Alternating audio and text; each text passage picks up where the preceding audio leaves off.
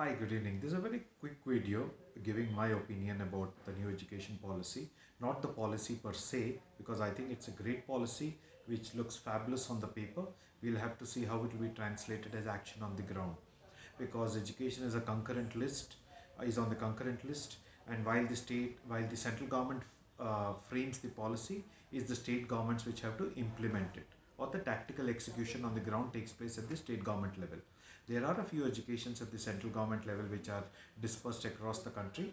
Those will come under the ambit of the central government, and they can act directly with respect to implementing the national policy. The second thing that I'm also trying to understand is what happens to minority institutions, because they come under a special ambit for education.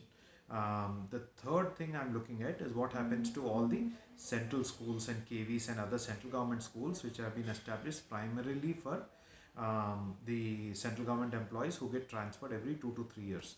So we'll have to see how the language policy will be followed, and a lot of times the student who is studying in Bangalore or Delhi may have the option of certain subjects, but if he's posted to Dibrugarh or Silchar or let's say somewhere in Leh, the dad is posted and the family happens to stay there, then there's both a language issue and availability of teachers to teach some of the core subjects or even the vocational subjects. So we'll have to see the tactical execution of this is going to be a mighty big challenge. But all said and done, I think it's a very radical policy, and I'm excited about it because if you have children who are now in 6th, 7th, 8th, or who are going to their 11th now, it's, I think, a fantastic opportunity for them to be part of the system. The policy has been passed. Only thing is it has to be notified, and then it will be published in the official gazette, and then they will probably roll it out from 2021. Now, in terms of counselors, so with the rest of the things, I think it's up to the formal education sector to comment on it and do whatever it needs to.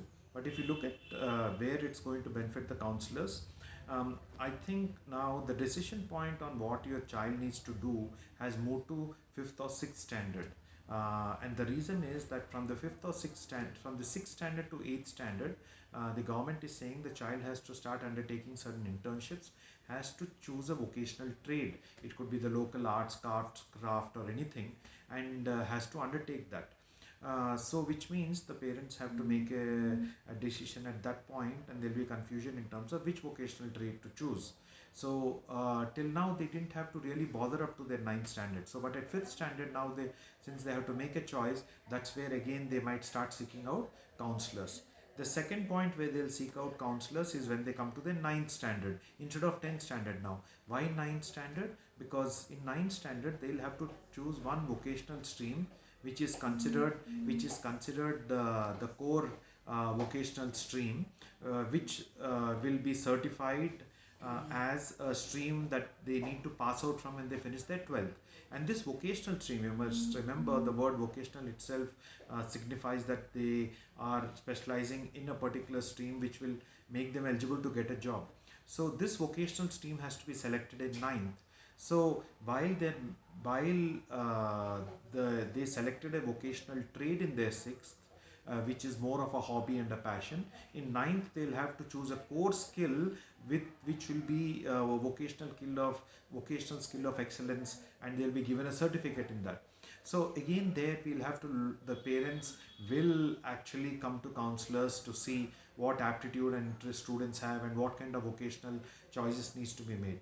The second thing that is very interesting is they have broad-based the subject selection in the ninth standard and made it more a merged, compacted concept, in the sense that it's not necessary that you choose only the science, arts, or commerce stream in your 11th, but you can probably choose physics with music, or some such combinations, where you can have a combination of science, commerce, and art subjects which you can carry forward. There will be certain limitations, but the choices will be there, which means there is more confusion now. Instead of having three streams, they are going to have to exercise their mind on the choices that they make. Again, this is an opportunity for the counselors in the ninth standard itself, not even ninth, probably from the eighth standard itself. So this is really good news at the first to 12th standard education level. You already have it in fifth and sixth level and standard, and again then you have it from the 8th standard standard onwards, not only for a vocational core skill that they're going to choose in helping them choose that,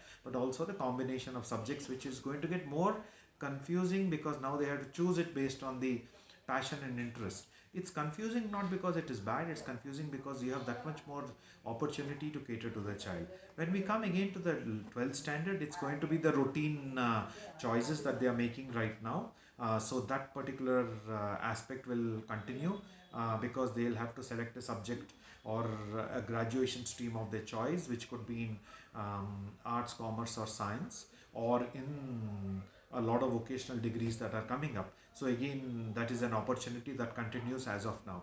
The other important opportunity that you will notice is really going to bloom now is that they have said that the degrees are segmented. What do I mean by that? That means they're going to have credit system for these degrees. So every year that you study, every subject within that year is going to have credits.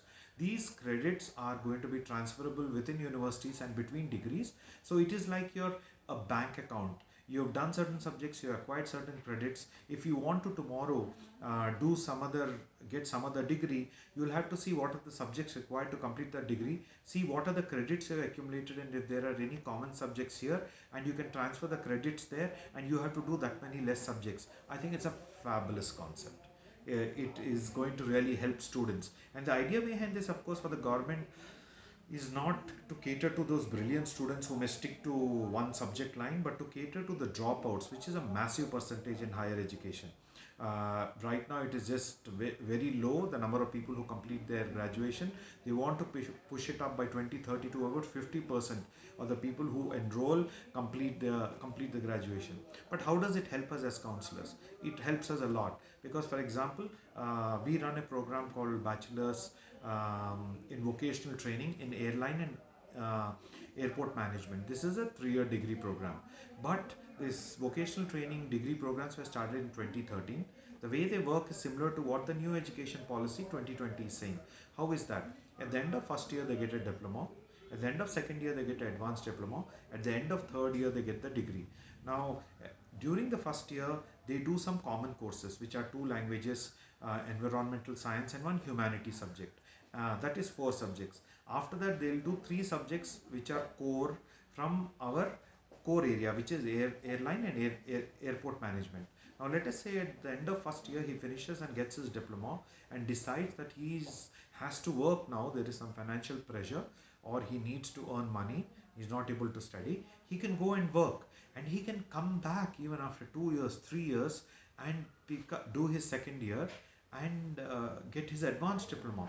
Again go to work, come back and do his third year and get his degree. So I think this really works for a segment of population which is not ready to study and invest either time or money due to some personal reasons or due to some other reasons, health, maybe family, maybe whatever it is.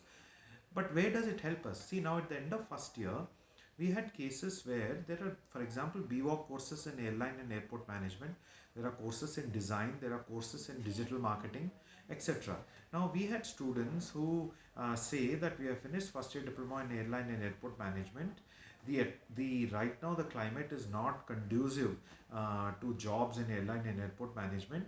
So I would like to switch to BWOC in digital media because I can sit at home and do this course. Now, what would have happened in the normal course? In the normal course, what would happen is that guy has to again enroll in another degree program, pay his first year, pay his second year fees again, and complete it. But in this case, you must remember that every year there are 4 common subjects in all the BWOC programs and 3 subject specialized programs.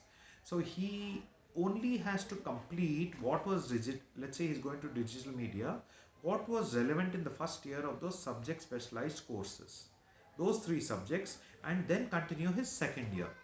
He is able to carry forward the 4 subjects for which he has already passed and got his credits. That's a big win. Now, this is where career counselors can come, because there will be a lot of people at the end of first year who may say, I have finished this, but I'm not happy with this. I want to take something else, but I'm not understanding what it is. And you can do your psychometric evaluation and give counseling. Similarly, at the end of second year, similarly, at the end of third year. So, I think there is a lot of opportunity instead of earlier having two opportunities, that is in ninth and 10th and in 11th and 12th. Now you will have once in 5th and 6th, second time in ninth and 10th, third time in 11th and 12th, fourth time after each year of degree, first year degree, fifth time after second year degree, third time after third year degree. So really you have almost 3 plus 1 4 5 6 opportunities now instead of two principal opportunities. So I think we need to celebrate this, and look forward to how we'll adapt our business models to suit this requirement. So all the best to everybody. This is my view. It's not necessarily something that everybody needs to subscribe to, but I believe this is what will happen going forward. Thank you.